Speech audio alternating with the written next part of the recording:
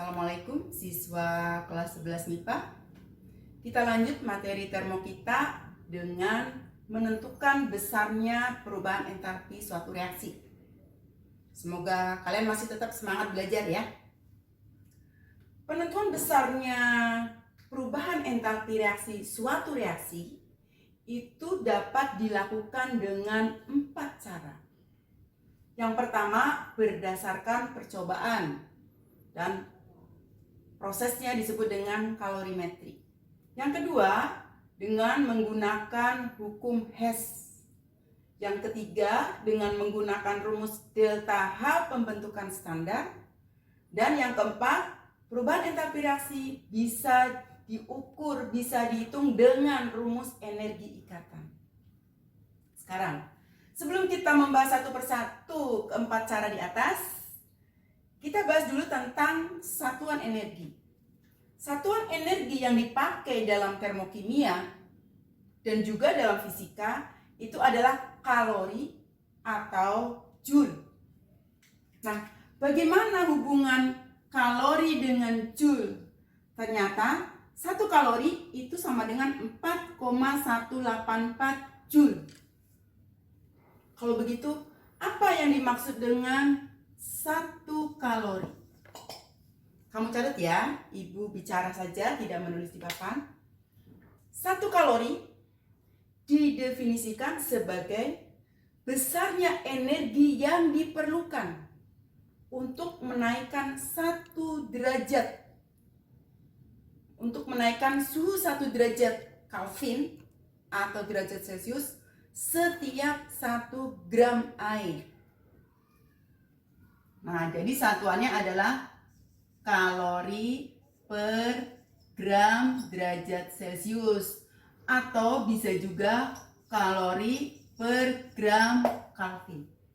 Nah, karena 1 kalori sama dengan 4,184 joule, maka untuk menaikkan suhu 1 derajat Celcius pada 1 gram air adalah 4,184 joule per gram derajat Celcius. Nah, itu untuk menaikkan suhu 1 derajat pada 1 gram air. Untuk menaikkan suhu 1 derajat untuk 1 gram zat yang berbeda, maka diperlukan energi yang berbeda pula. Itulah yang dimaksud dengan kalor jenis. Jadi kalor jenis didefinisikan sebagai energi yang diperlukan untuk menaikkan suhu 1 derajat pada 1 gram zat. Untuk air, ternyata untuk menaikkan 1 derajat pada 1 gram air diperlukan 1 kalori atau 4,184 joule. Berarti kalor jenis air adalah 4,184 joule per gram derajat Celcius, atau kadang dinyatakan per gramnya itu dengan gram -1 derajat Celcius -1. Bagaimana kalor jenis zat lain? Maka harganya akan berbeda. Misalnya kalor jenis etanol ternyata cuma 2,1 joule per gram derajat Celcius. Artinya, untuk menaikkan suhu 1 derajat Celcius pada 1 gram etanol, ternyata hanya diperlukan 2,1 joule. Itu artinya, etanol akan lebih mudah menyerap panas daripada air. Apalagi logam, misalnya kalor jenis besi, ferrum, ternyata cuma 0,45 joule per gram derajat Celcius. Gram -1 derajat Celcius -1. Dan pada umumnya memang logam lebih cepat menyerap panas daripada air. Nah, bisa dipahami ya. Kemudian ada lagi selain kalori jenis, istilah yang dipakai dalam kalorimetri adalah kapasitas kalor. Lambangnya C besar, ini C kecil. kapasitas kalor. Kalor jangan lupa artinya panas, berarti kapasitas dia untuk menyerap panas.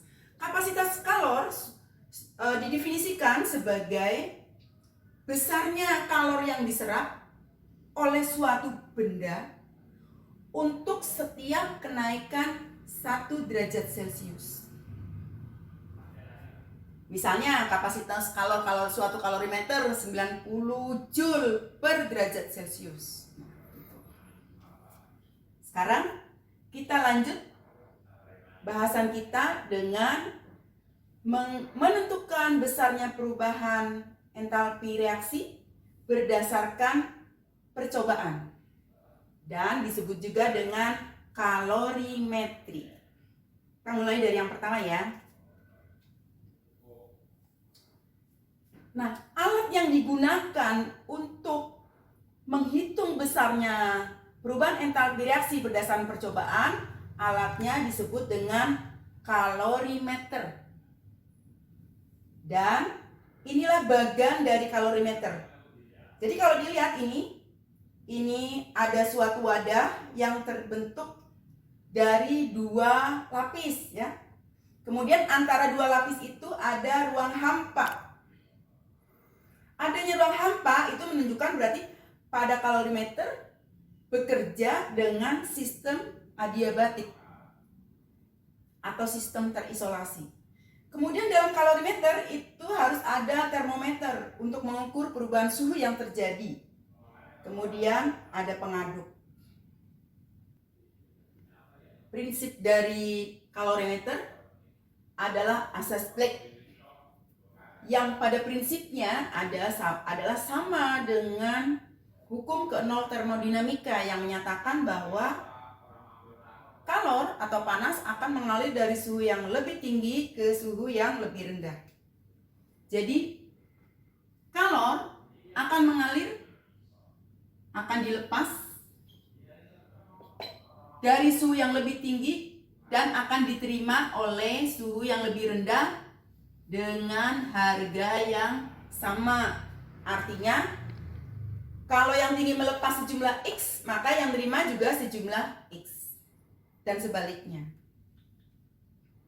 Sekarang, karena pada kalorimeter itu sistemnya adiabatik atau terisolasi, yang artinya tidak ada perpindahan energi atau materi antara sistem dan lingkungan, maka besarnya kalor yang dihasilkan oleh suatu sistem atau oleh suatu reaksi itu akan diserap atau digunakan untuk menaikkan suhu sistem dan juga untuk menaikkan suhu kalorimeter yang bagian dalamnya.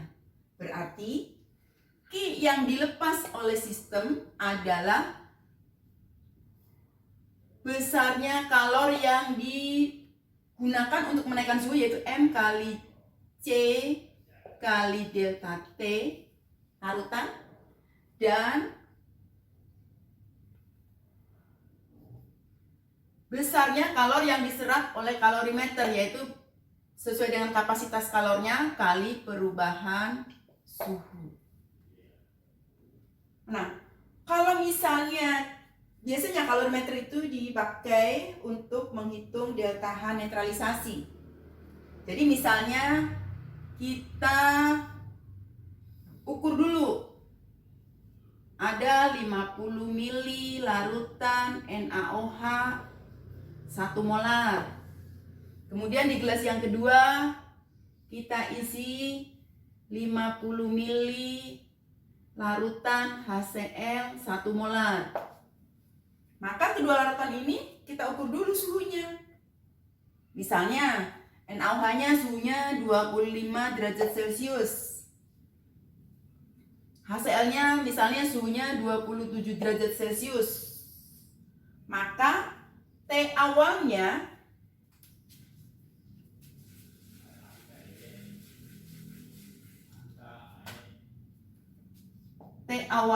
adalah rata-rata dari suhu awal, yaitu 25 plus 27 derajat Celcius dibagi 2 sama dengan 26 derajat Celcius sebagai T awal. Kemudian larutan ini NaOH-nya kita masukkan ke kalorimeter. Kemudian HCl-nya kita masukkan ke kalorimeter juga. Mereka bercampur sehingga akan terjadi reaksi natrium hidroksida ketemu HCl larutan, akan terbentuk natrium klorida plus H2O.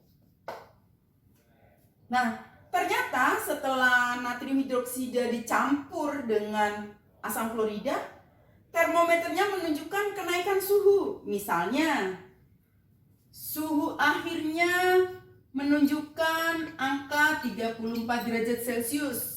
Berarti delta T-nya adalah T akhir min T awal, yaitu 34 min 26 sama dengan 8 derajat Celcius. Begitu.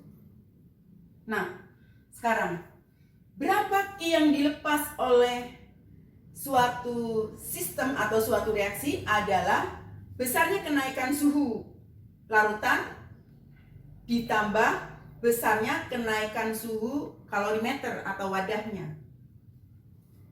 Inilah yang digunakan untuk menghitung delta H reaksi suatu reaksi berdasarkan percobaan. Selanjutnya kita ke latihan soalnya.